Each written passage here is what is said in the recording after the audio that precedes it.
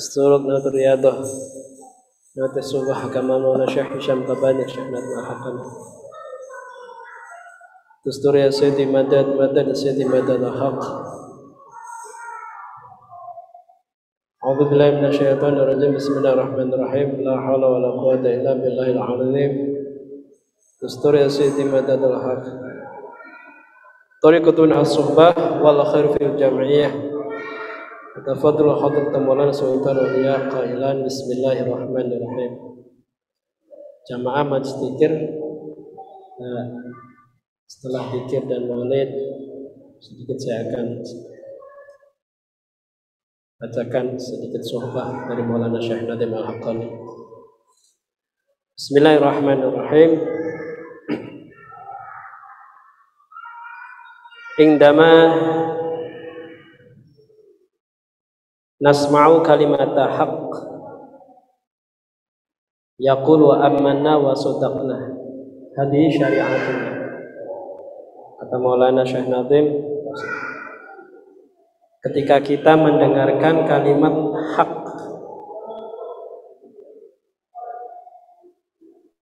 kata yang hak, kita mengucapkan amanna atau sadaqna. Ini adalah syariat kita. Jadi syariat kita, kata Maulana Syekh Nadim, setiap mendengarkan kalimat hak, kita mengucapkan amanah, sodakna. Artinya kita mempercayai, kita membenarkan. Biqadri muhafadhatina ala syar'ina najidu al-luba saliman. Dengan kadar penjagaan kita, pemeliharaan kita terhadap atau atas syariat kita, kita akan mendapati lub yang selamat,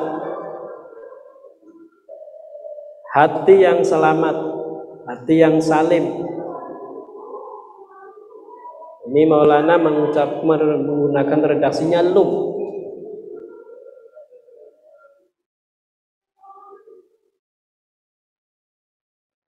Jadi lub itu bukan hanya sekedar akal, sekedar pikiran,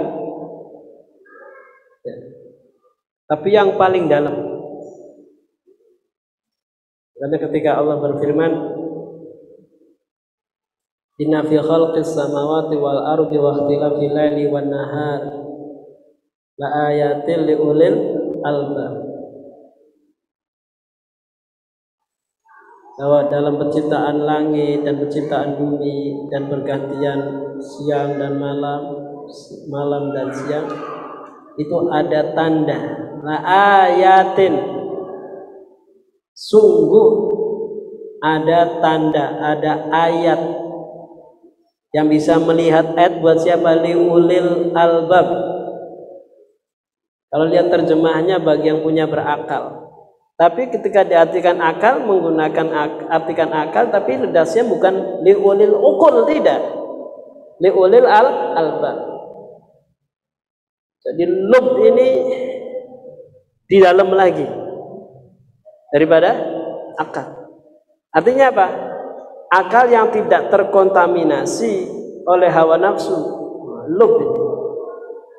Jadi kata Maulana, dengan kadar penjagaan kita, pemeliharaan kita atas syariat kita, di situ kita akan mendapati lub yang salim, yang selamat. Artinya hati yang bersih, hati yang selamat itu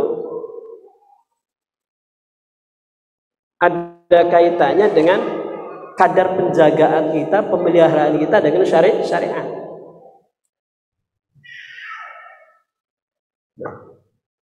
Asy-syari'atu tahfadhu al-lub. Namun syariat ini yang senantiasa menjaga, memelihara lub, memelihara hati yang tidak terkontaminasi tadi, akal tidak terkontaminasi dengan hawa nafsu. Coba renungkan. Makanya di sini nih, ketika menjalankan syariat itu pada dasarnya kita harus, kenapa harus ikhlas? sepenuh hati, bukan semata dorongan nafsu. Karena hakikatnya kata Maulana, syariat inilah yang bisa menjaga lub tadi. Nah, ini berarti mengisyaratkan bahwa pelaksanaan syariat itu pada hakikatnya untuk menjaga lub akal tadi. Orang yang bersyariat akalnya selamat, cara berpikirnya selamat. Nah, sedikit kita mengenal ya. Saya selalu mengingatkan bahwa dalam setiap diri itu, setiap diri kita kan diri nih, ada fisik kita bagian luar nih, fisik, ya kan? Di balik fisik itu ada yang namanya nafas, nafsu. Itu kekuatan. Nafsu ini kekuatan. Tanpa kekuatan nafsu kita nggak bisa bergerak. Yang dorong kita punya keinginan A, B, C dan seterusnya. Kita lapar. Itu ada nafsu. Kemudian peran nafsu, ya ini menggerakkan tubuh fisik kita. Ada apa lagi? Akal. Nah, akal ini yang pada prinsipnya akan mampu mengendalikan nafas. Ketika akal ini mampu mengendalikan nafsu, kehidupan diri ini akan harmonis. Karena akal akan memelihara juga, melihat kepentingan nafsu itu diperhatikan. Ya enggak? Tubuh juga diperhatikan. Nah, ini akalnya di atas nafsu. Lub tadi itu qalb, di atasnya ada hati. Nah, fasilitas-fasilitas begini bagi para salik, para murid harusnya mengenali. Ketika kenal akan fasilitas tersebut, tentunya akan bisa memerankan secara proporsional perannya di mana ketika kita misalkan begini. Orang yang punya iman kepada qada dan qadar misalkan. Ada takdirnya Allah. Iman itu di mana? Di mana iman, Pak? Bu, iman di mana, Bu? Tempatnya iman di hati. Betul nggak?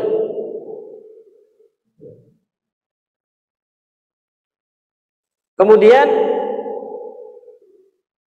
kita mikir. Nah, ceritanya mikir. Segala sesuatu itu kan semuanya nggak ada yang terlepas daripada qada, qadar dan takdirnya Allah. Ya enggak? Kita duduk, kita makan, kita tidur, apapun ada qada, ada qadar, ada takdir, nggak ada yang lepas. Itu iman. Tapi ketika lihat secara perbuatan fisik kita, dinilai kok ada baik, ada buruk, ada benar, ada salah. Ya enggak? Penilaian baik dan buruk datangnya dari mana?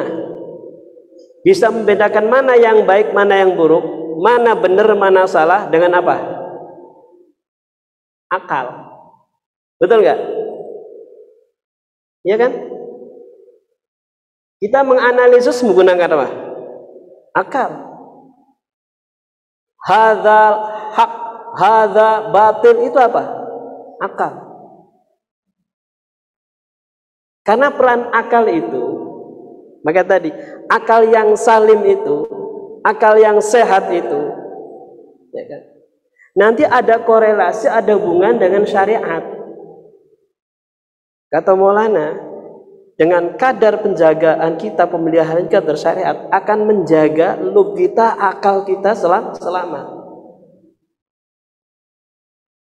Akal yang selamat, insya Allah akalnya kuat. Akalnya kuat, mampu mengendalikan hawa nafsu. Sehingga gerak fisik tubuh dohir ini dalam kendali akal juga dalam cahaya iman yang ada dalam hati. Nanti gimana cara mensikapinya? Ketika kita dalam kondisi lagi keadaan galau atau sedih, itu keadaan apa? Adanya di mana? Waduh, nggak enak ini, capek ini. Nafsu kita kan?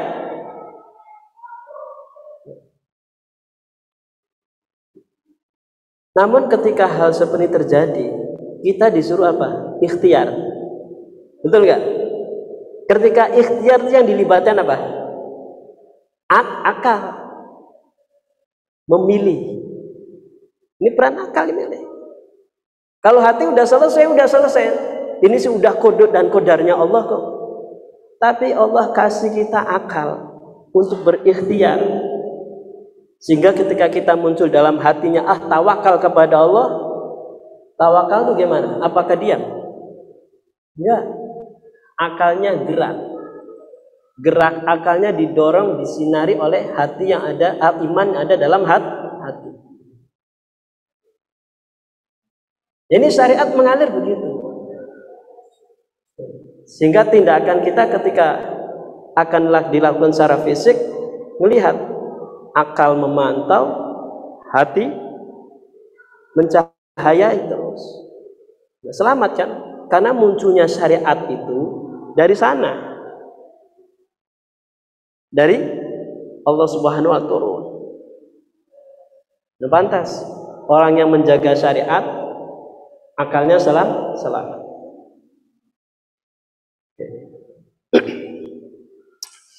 Laula syariatu makana ahadun liyasila ilal lub.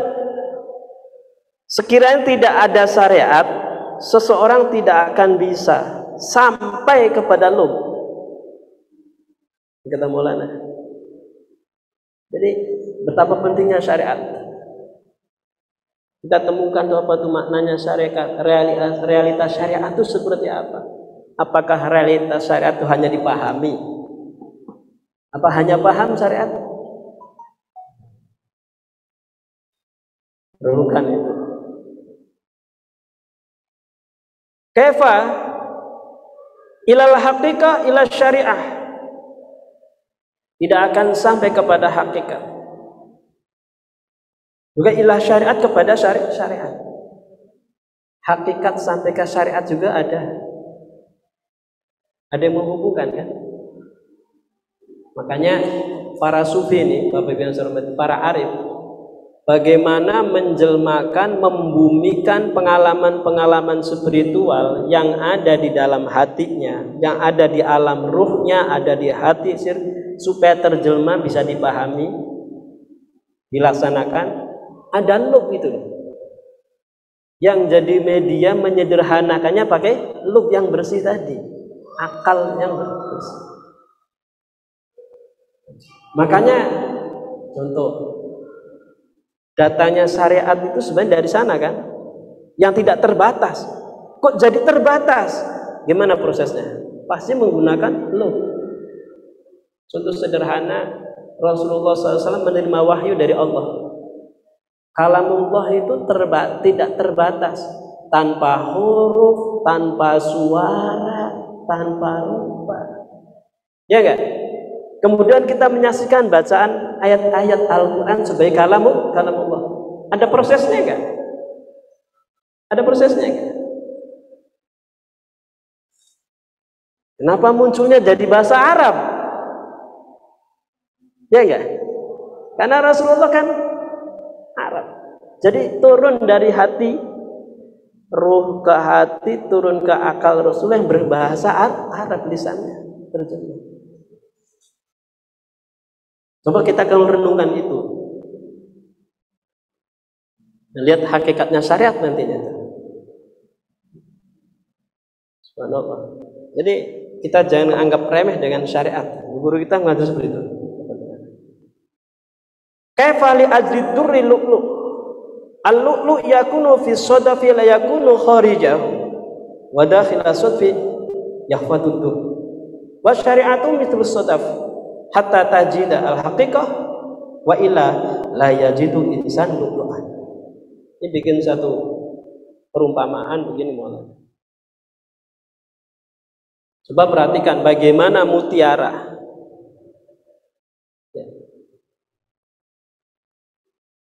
Mutiara, perhatikan mutiara. Mutiara itu ada di dalam sodaf. Apa namanya?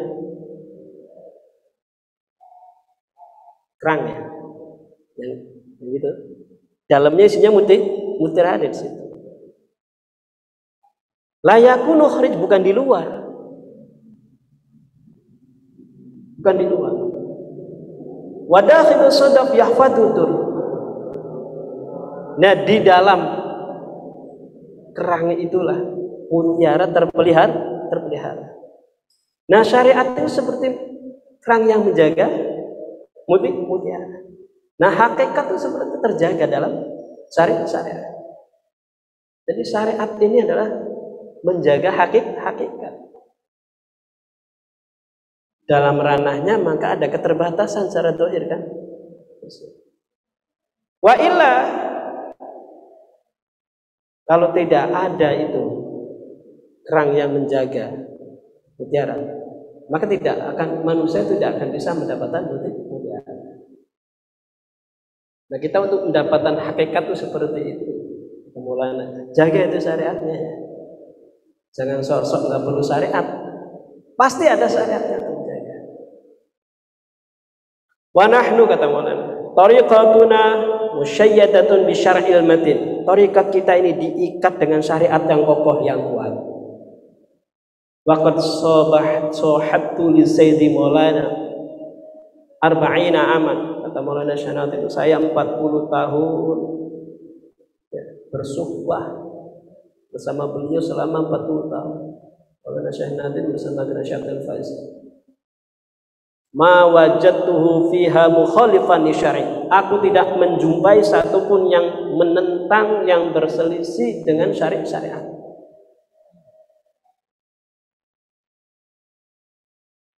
Li aqwalihi, li ahwalihi, li af'alihi. Ucapannya, tingkahnya, bahkan perbuatannya enggak ada yang bertentangan dengan syariat.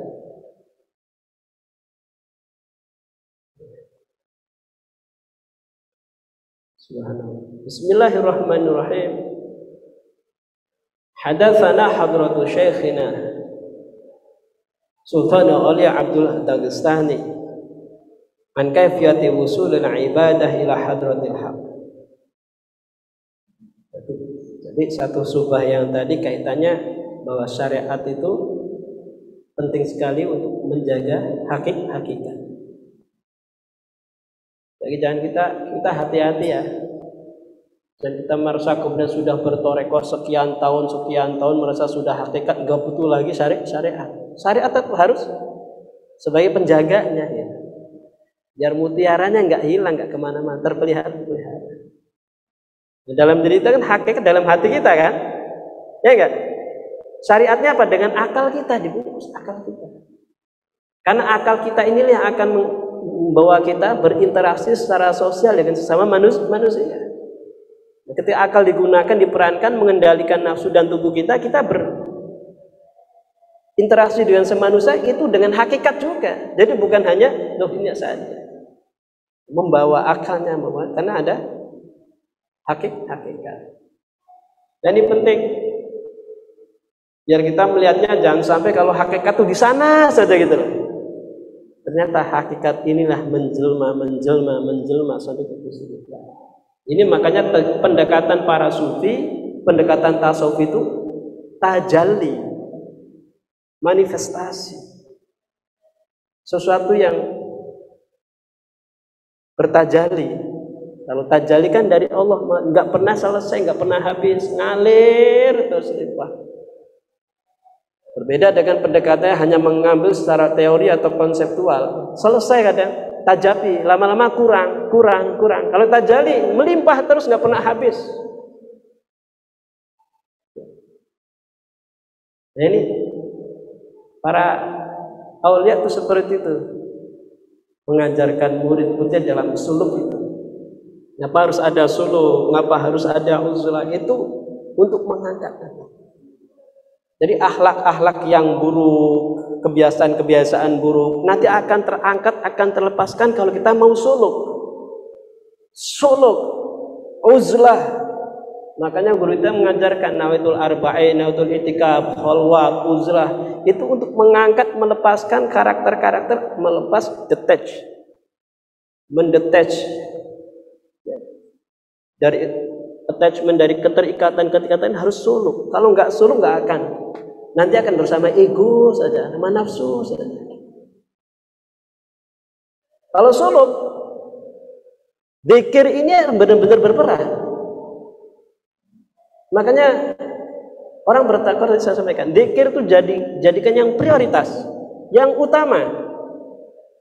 Artinya bukan sambilan. Bukan sambilan ya. Orang bertarekoh udah dzikir jadi sambilan. Gimana sambilan? Cemilan. Makanan pokok dzikir itu. Untuk memperkuat ruh, memperkuat hati, nanti kuat. Nanti lubnya itu terpelihara, tidak terkontaminasi oleh hawa nafsu. Nah, syariatnya menjaga seperti itu. Makanya kenapa para guru dalam guru Masyayikh Nasyabandi ketat dengan syariat untuk menjaga. Guru-guru kita dalam Nasyabandi mengajarkan begini. Para murid-murid dalam Nasyabandi itu tidak akan dihantarkan untuk menjadi sesuatu atau merasa jadi apa-apa, enggak. Justru akan become to nothing, dijadikan nothing. Nah, sebab kalau tidak demikian, khawatir terperosok nanti pada pengalaman-pengalaman yang merasa itu sudah dianggap selesai. Padahal perjalanan kepada Allah tidak terbatas. Siapapun ketika mau mendekati Allah seperti mau mendekati matahari. Tahu matahari ya? Sumber cahaya itu panas. Saya Rama mau dekat ke matahari. Mau enggak? Pengen? Harus apa? Harus lebur, mau terbakar. Kalau masih dengan egonya gimana bisa melebur? Panas tuh gitu melebur. Sumber cahaya matahari kan, Allah Subhanahu wa taala sebagai sumber segala-gala. Semua manifestasi dari sana, dari Allah Subhanahu wa taala. Ketika mendekati berarti siap melebur. Makanya dalam Nasyabandi ada namanya fana fi syekh. Fana fi syekh sama dengan fana di Rasul, sama dengan fana fi fillah, melebur sana. Jadi tidak akan dijadikan merasa bisa ini bisa itu. Nanti 7 nafas terakhir baru akan dirasakan. Jadi sekarang ayo istiqomah aja. Jalankan syariat yang benar, ya kan? Jalankan dzikir sebagai ajaran dan adab guru-guru kita untuk menuju kepada Allah. Yang jadi masalah tadi ini, ketika kita mikir dengan akal yang terkontaminasi dengan hawa nafsu, sehingga nggak sampai. Padahal para syekh kita menyatakan kalian jangan berpikir, walaupun syekh kalian jauh secara fisik di sini ke sana sampai dimanapun, bahkan sampai sudah di alam barzah, jangan berpikir bahwa hubungan itu ya tidak sampai, bimbingan itu nggak sampai. Coba harus dengan apa? Hati. Ini para masyayikh, para aulia justru semakin kuat bimbingannya, ruhaninya terhadap para murid-murid yang masih ada di dunia. Ketika beliau sudah ada di alam barzah. Bapak Ibu yang saya hormati, ketika kita mau merasakan, merenungkan begini, makanya pikirannya stop dulu. Yang hadir hati. Nantinya kokoh. Amin. Nah, dzikir ini sarana untuk itu.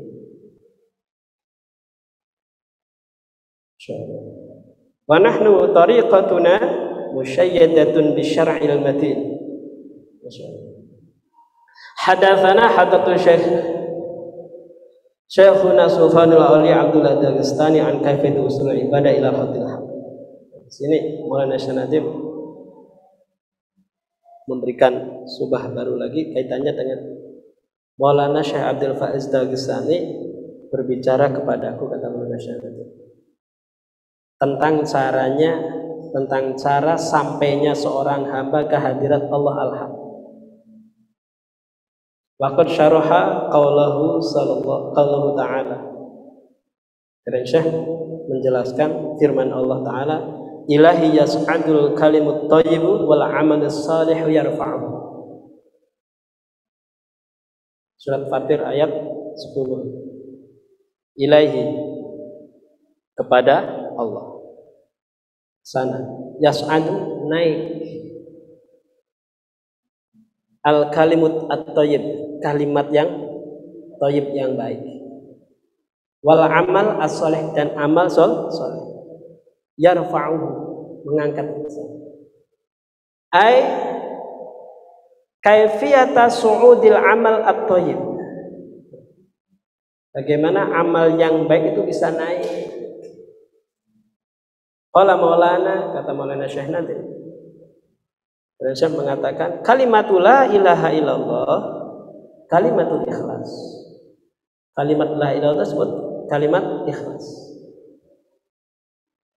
Man wahhadallaha, orang yang mentauhidkan Allah, mengesahkan Allah, wa qala, dan mengatakan la ilaha illallah. Hadhihi kalimatun thayyibatun tas'adu li huduri rabbil alamin biduni bisa la ilaha illallah. Jadi yang mengangkat kita ini kalimat tauhidnya itu la ilaha illallah. Makanya tidak ada tarekat satupun yang mengingkari kalimat ini. Jadi keikhlasan kita membaca mengucapkan la ilaha illallah ini, la ilaha ini akan mengangkat kita. Amin. Makanya ketika zikir ini, kenapa kita Rabbito, melepaskan ego kita kan, sehingga keterikatan kita itu yang tadinya jadi beban, nggak membebani lagi, ini akhirnya la ilallah akan membawa, karena pasti bisa membawanya. Jadi kita jangan menyalahkan kalimat tauhidnya. Kok kita nggak sampai-sampai ya? Bal kalimat tauhid membawa kan? Permasalahannya di sini. Attachment kita itu, keterikatan kita terhadap bawah. Ketika la ilaha illallah, hakikat mengangkat sudah. Langsung tanpa wasilah lagi. Artinya kalimat itu. Makanya para syekh mentalkin itu dan la ilaha illallah dan zikir-zikir Allah.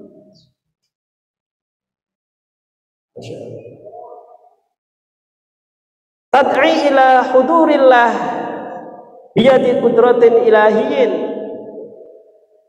mengajak kemana? Kehadirat Allah. Dengan apa? Biyadi qudratin, dengan kekuasaan, dengan tangan kudratnya Allah. Makanya kalimat la ilaha illallah tercatat di Lauh Mahfuz sebelum adanya alam ini. La ilaha illallah Muhammadur Rasul.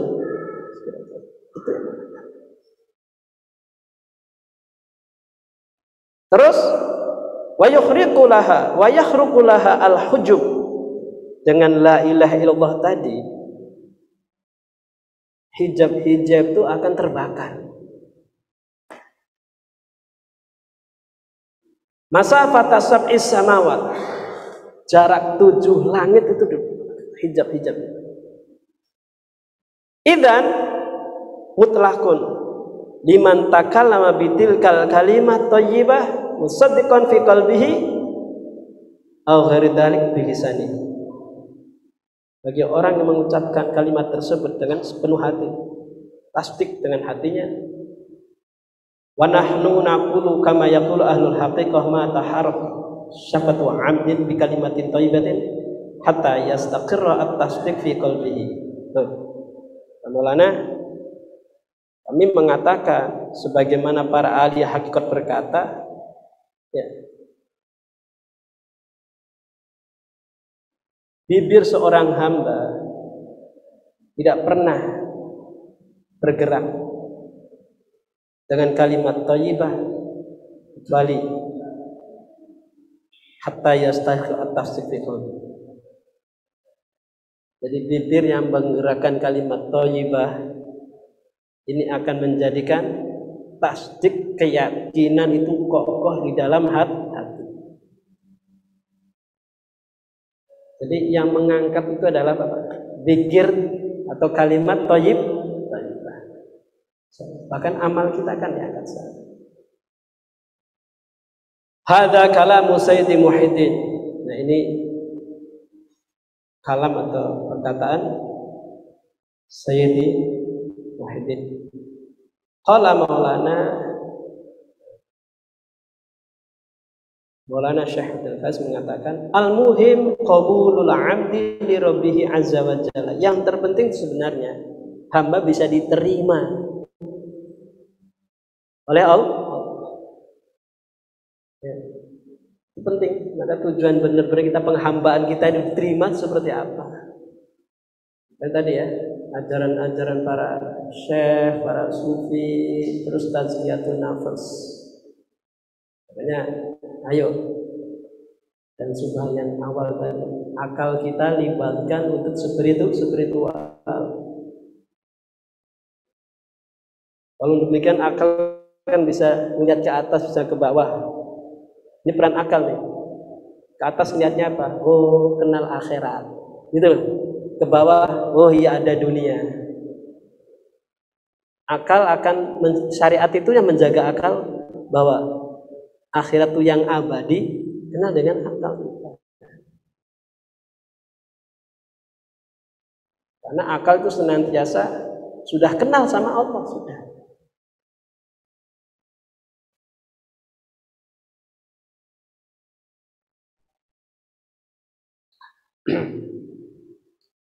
Wa idza dzakara al-'abdu isma rabbih ma'at tasdiq lahu 'indaha la yumkinu ay yakhruja dzakal insan minad dunya hatta yakuna mudhiran lil ayah ala bi dzikrillah tatma'innul qulub tahsul lahu tatma'ninatun.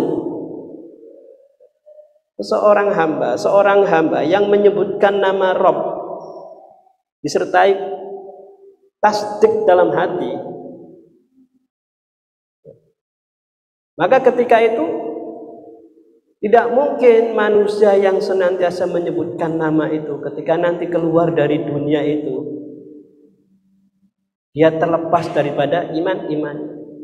Justru di sini la yumkinu ayakhruja dzakal insan minad dunya. Jadi ketika dia keluar dari dunia, pasti tahsulahu tumakninah, dia memiliki ketenangan, hatinya tenang. Jadi ala bi dzikrillah tatmainnul qulub, dia keluar dalam keadaan hati yang tenang. Tenangnya apa? Tadi bersama Allah. Indama itma'annal qalbu indal khuruj, maknahu khurujuhu ila rahmatillah hatta itma'anna qalbuhu. Artinya ketika dia keluar itu keluarnya beserta rahmatnya Allah, hingga hatinya tenang. Jadi orang yang tenang hatinya itu orang yang senantiasa menyadari rahmat Allah senantiasa menyertai. Ya. Bismillahirrahmanirrahim. Itu kan rahmat. Karena kalau kita sering jengkel, tahu jengkel Pak? Sering marah gitu kan, sama sesama. Nafsu itu, hati-hati. Makanya, ayo, bagaimana kita bisa mengendalikan ghadab, marah? Bagaimana kita bisa mengendalikan jengkel? Ini munculnya ini apa? Rahmat. Karena rahmat Allah kan mendahului botol-botolnya. Makanya jangan sering marah, Pak. Bang, jangan sering marah. Jangan sering jengkel. Kalau punya jengkel sama-sama, harus apa sikapnya? Segera memaafkan. Gampang apa gampang? Waduh, Ustaz aja ini jengkelin saya nih. Yang ada apa kira-kira? Dendam kan? Orang mukmin. Astagfirullahaladzim. Gitu kan? Siap memaafkan dan siap minta maaf. Nah, ini akhlak Rasul yang mulia. Gampang apa? Gampang. Gampang. Amin. Kalau ngomongnya berat, susah nih, susah terus gitu kan. Gampang. Siap memaafkan ya. Ibu-ibu yang punya suami, kalau suami jengkelin, siap maafin enggak? Penting itu. Ini membersihkan hati dan mengobati hati. Ini penjelmaan istighfar. Kita jangan nyalain istighfar kita. Wah, saya istighfar sudah sehari 100 kali, sehari 1000 kali. Aku masih jengkel aja, masih marah aja. Istighfarnya belum sempurna. Sempurna dengan apa? Perenungan, kontemplasi. Saya punya marah, ya enggak? Saya punya jengkel. Dengan siapa? Nah, itu hak adami kan kadang selesai begitu. Tapi kalau dengan egonya yang masih kuat, hanya berat. Makanya guru-guru tuh yang santun, yang alim, itu semuanya bukan basa-basi. Karena perjalanan itu benar-benar dirasakan. Apalagi sedih gitu kan. Makanya orang kalau mampu untuk mengendalikan amarah, itu ikutin ajaran Rasulullah. La taghdab, kata Nabi itu kan, la taghdab, jangan marah. Seorang sahabat minta nasihat pada Rasul, ya Rasul, beli aku nasihat. Nasihat, la taghdab, jangan marah. 3 kali, la taghdab, jangan marah. La taghdab, jangan marah.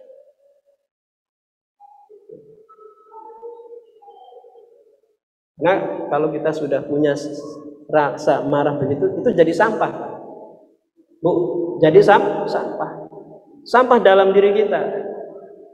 Kalau sampah itu masih ada, nanti lalatnya itu nempel terus, datang lagi, gitu kan? Dan itu sampah masih ada, iblis nanti datang lagi. Itu sampahnya. Makanya orang bisa mengendalikan marahnya, bisa mengendalikan jengkelnya, memaafkan, insya Allah. Tadi itu akalnya tidak terkontaminasi oleh kotoran tadi, sehingga iblis pun takut. Lalatnya itu takut. Makanya akan banyak apa? Sabar nantinya. Sabar. Iman kan ada di antara sabar dan syukur. Sabar, syukur. Kemudian yang kedua apa? Sedih. Itu sampah juga. Makanya jangan banyak sedih kita. Kalau orang sering sedih mulu, ya, dikit-dikit sedih. Yang sedihin apa sih? Itu tandanya nggak ridho sama Allah. Makanya para aulia la khaufun alaihim walahum yahzanun. Nah, itu sampah. Yang sebab lalat tuh ngerubung aja nanti. Ya, kalau pengen nggak dirubung lalat, sampahnya dibersihin. Sampah itu ada dari diri kita. Biar tenang. Hatta itma'anna qalbuhu. Dzaka dzikru alladzi yadhkuru bihil 'abdu bitasdiq mahfudun indallah. Kata Maulana, inilah dzikir itu, dzikir yang senantiasa didengungkan, disebutkan oleh seorang hamba disertai dengan tasdik dalam hati, itu mahfudun indallah, terpelihara di sisi Allah. Nah, ini zikir yang seperti ini. Makanya zikirnya kita nih Bapak Ibu yang saya hormati, zikir kita bukan asal comot. Betul nggak? Makanya diadabkan oleh guru. Minimal seminggu sekali lah wajakan, kan gitu. Ya kan? Itu untuk menjaga, itu zikirnya terpelihara di sana. Zikir yang terpelihara insya Allah bisa memelihara siapa yang ada di wilayah zikir itu. Amin. Makanya ayo humble.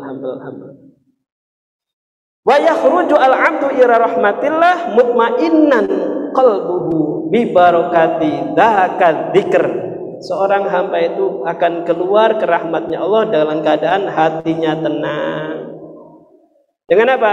Dengan berkah zikir itu.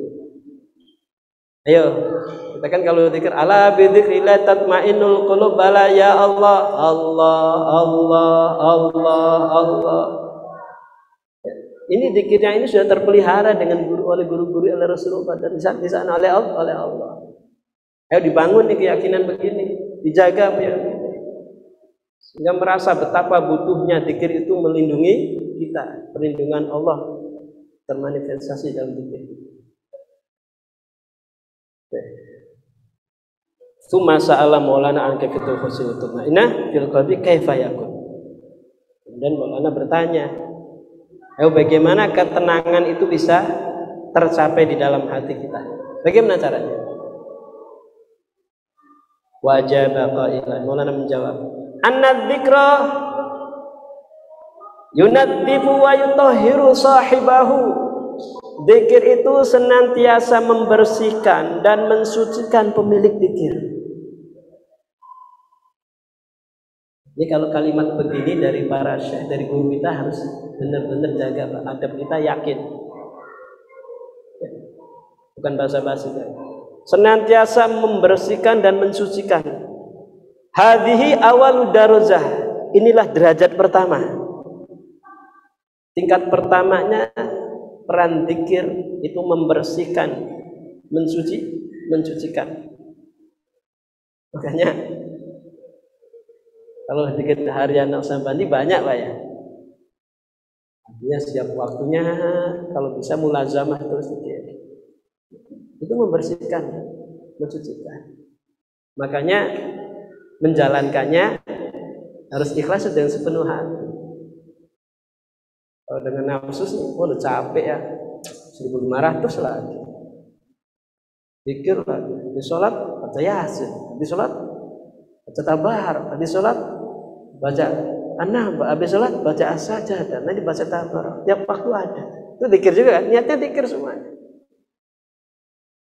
Dan zikir-zikir yang lainnya. Makanya ini istimewa. Zikir itu istimewa. Apalagi ketika zikir itu benar-benar kita dapatkan dan mengalirnya dari para masyayikh. Dan semua torekoh pasti ada zikirnya.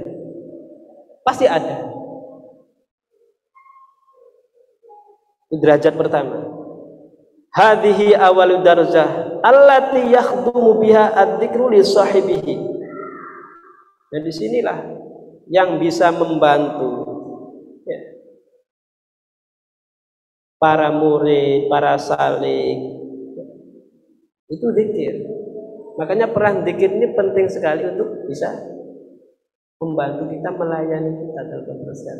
Makanya tadi sampaikan para syekh itu akan mengangkat akhlak-akhlak buruk, sikap-sikap buruk ketika para murid, para salik itu sedang suluk atau sedang uzlah, akan diangkat. Maka kita niatin aja, niat suluk, niat uzlah, biar nanti ada peran para syekh itu bisa mengangkat itu. Jadi bukan ujuk-ujuk pribadi saya sebagai syekh, tapi apa? Yang melimpah itu spiritualnya akan mengikis, membersihkan para syekh. Sekarang kita sedikit memahami ya, kenapa guru kita mengajar kita nawaitul arba'in, saya niat 40, nawaitul suluk, saya niat suluk, nawaitul itikaf, saya niat itikaf, terus nawaitul uzlah, saya niat uzlah. Karena kita ini dengan merasa sibuknya kita dengan kesibukan nafsu kita, ego kita, kayaknya berat sekali untuk duduk 40 hari itu tuh. Duduk 40 hari di kamar ya, sekarang itu kayaknya berat itu. Solo 40 hari. Ayo. Hanya di guru-guru kita mengajarkan, ayo niat, nawaitul arba'in, nawaitul itikaf. Para syekh bisa berperan di situ. Istimewa kan? Karena ketika kita menerimanya dan menjalin dengan sepenuh hati, dengan inisiasi yang kita jaga, insya Allah didapatkan. Amin. Kok bisa ya? Nggak sama dengan ini bisa. Yakin bisa. Ya, tajali Allah nggak ada yang susah bagi Allah. Innama amruhu idza arada syai'an ayaqula lahu kun fayakun. Ya kan?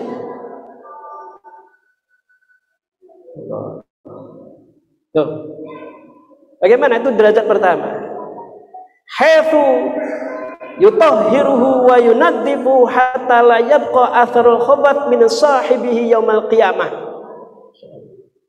Terus zikir itu akan membantu siapa ya pemilik zikir itu, sehingga dimanapun zikir akan membersihkan dan mensucikan sampai tidak ada bekas kotoran yang tersisa dari pemiliknya yaumal qiyamah, di hari kiamat nanti.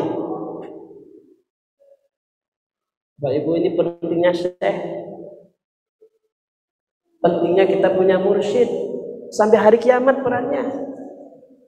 Di alam barzah itu punya berperan beliau. Terus kita sekarang ini harus punya rasa yakin kalau spiritual guru-guru kita sudah berperan, membimbing kita, menggayat kita, atau dalam bahasa dohir ini membersihkan, menyingkap dari hijab-hijab itu.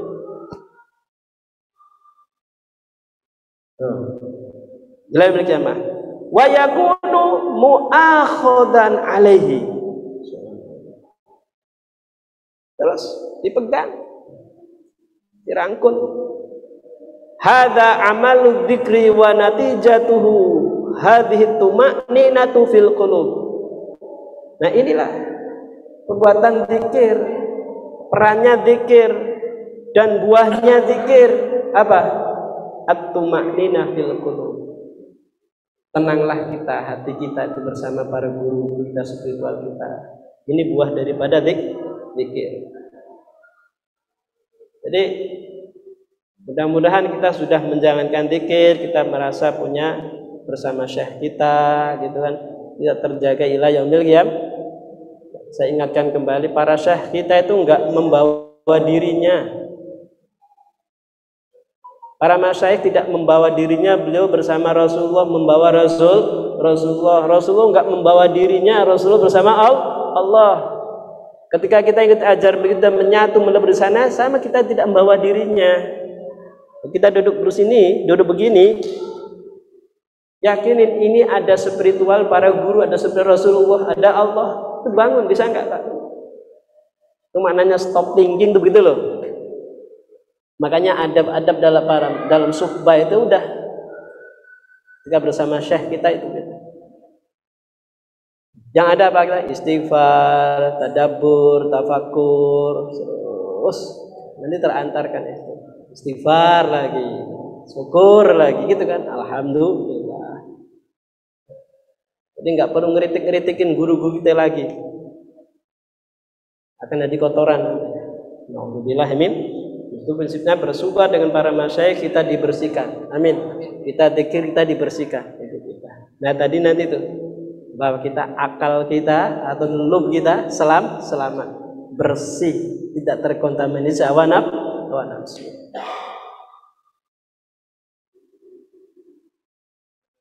Al-qalbu diddut tuma'ninah wa yakun al-qalbu fil qalbi bisababil khawfi minal aqibah. Lakin dzikru yunaddibu wa yutahhiru al-'abda min khabathid dunub wa la turmushan ila yutahhiru min al-'abdi qabla yaumil qiyamah. Jadi kalau kondisi gonjang-ganjing Pak, tidak tenang. Bolak-balik. Ya, ini sebabnya apa Pak? Kondisi tidak tenang, ketidaktenangan dalam hati itu disebabkan ada khauf, rasa takut. Nanti akhirnya gimana ya? Ketakutan gitu. Makanya orang ketika sudah punya zikir, punya bimbingan, harus tenang. hatinya tenang. Kalau terus-terusan dalam keadaan kondisi tidak tenang, ini yang menjadi sebab kondisi tadi apa? Mondar mandir, mondar mandir.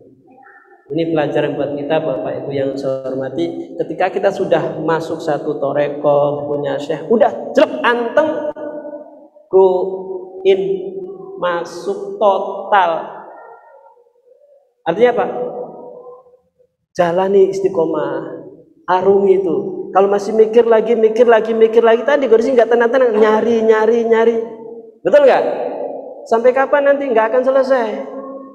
Makanya yang perlu kita namakan rasa syukur. Alhamdulillah Allah sudah kirim utusan terjemah seorang syekh di hadapan kita dan membimbing kita. Syukur alhamdulillah. Yang ada kan prinsipnya saya lagi mencari nih.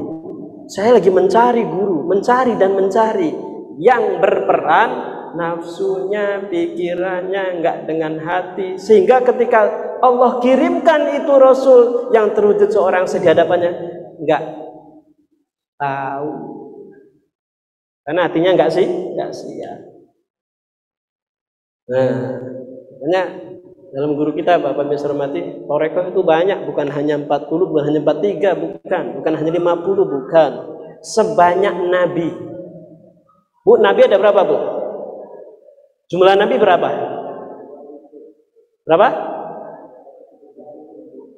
124.000. 124.000. Adapun ajaran kita Ahlus Sunnah wal Jamaah, Nabi dan Rasul yang wajib dikenali, diketahui 25. Kalau jumlah nabinya 124. Betul nggak? Ajaran guru-guru itu 124.000. Maka dalam tawasul kita kalau baca tawasul sebutkan tuh 124.000 itu. Tawasulin semuanya. Itu setiap nabi itu bawa apa? Cara kan? Dari toreko. Dan tentunya setiap diri akan beda-beda. Kita harus bisa itu, harus memaklumi. Oh, ini kapasitas ini. Bukan merasa ini paling benar, yang lain salah. Ini masalah nanti. Makanya gunakan hati kita. Penting sekali. Ya, kita harus siap bismillah, siap mensyukuri. Kita sudah ada di dalam komunitas itu. Makanya ayo bawa syekh kita, karena syekh kita bawa para syekh bawa Rasul enggak bawa dirinya sendiri. Sehingga nanti itulah la haula wala quwata illa billah. Illa billah itu manifestasi jelmanya dari Rasulullah, para guru gitu. Nah, diri ini illa billah. Ayo, kita akan dapat begini kalau mau merenung, Pak. Jadi kita renungkan istighfar kita, tahmid kita, takbir kita, semuanya sepenuh hati. Nah, terus ketika kita sudah terasa seperti itu, merasakan itu, syukuri, ini bimbingan syekh kita gitu loh. Ini bimbingan spiritual guru kita. Bukan inilah hasilku, inilah hasil usahaku, nantinya ego. Kita bertemu begini, Pak. Lihat. Oh, ini manifestasi para syekh kita hadir. Maulana Syekh Isam spiritualnya. Kan begitu kan? Nanti semakin utuh, kuat.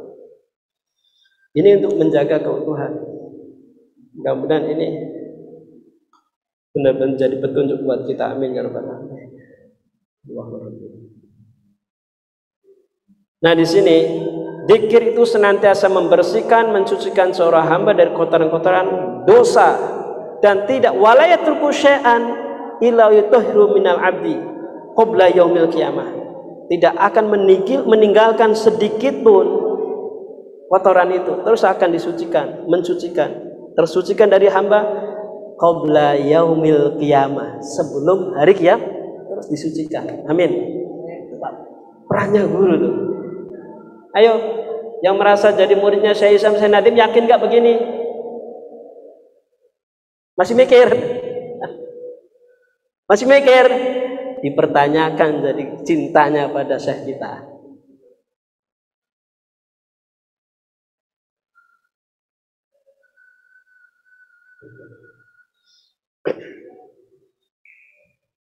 Ayo rabitohnya kuatkan rabitoh. Adzikru minadzakir bi qudratillahi yamurru khalala sab'i samawat. Zikirnya seorang pendikir dengan kudratnya Allah, dengan kuasanya Allah, yamurru bisa melalui sela-sela 7 langit. Wa yasilu ilal maqam, akan mengantarkan sampai maqam. Maqam mana? Alladzi qaddarahu Allahu li ajlihi, maqam yang Allah tentukan. Kita jangan cari maqam dah, jangan menentukan maqam. Maqam yang menentukan Allah. Udah, zikir aja zikir. Nanti zikirnya yang membawa kita melalui gitu. Kita zikir, ayo jangan zikir biar dapat. Udah, zikir aja. Masuk kita makomnya apa? Udah, makomnya qudratullah, qadarahullah.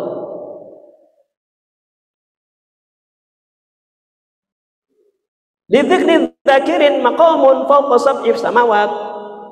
Bagi zikirnya sang pendikir itu memiliki makom di mana? Di atas 7 langit. Insyaallah. 7 langit, Bu. Tahu nggak langit? Langit yang ono. Langit di dalam diri kita dulu dah.